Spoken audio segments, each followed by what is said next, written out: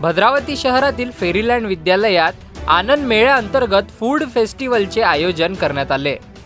20 वर्षांची परंपरा लाभलेल्या फेरीलँड स्कूल येथे आयोजित या आनंद मेळ्यातील फूड फेस्टिवलमध्ये विद्यार्थ्यांनी व पालकांनी उत्स्फूर्तपणे भाग घेऊन विद्यार्थ्यांच्या उपक्रमाचे कौतुक केले। सदर फेस्टिवलचे उद्घाटन शाळेचे अध्यक्ष ॲडव्होकेट युवराज धानोरकर यांनी केले।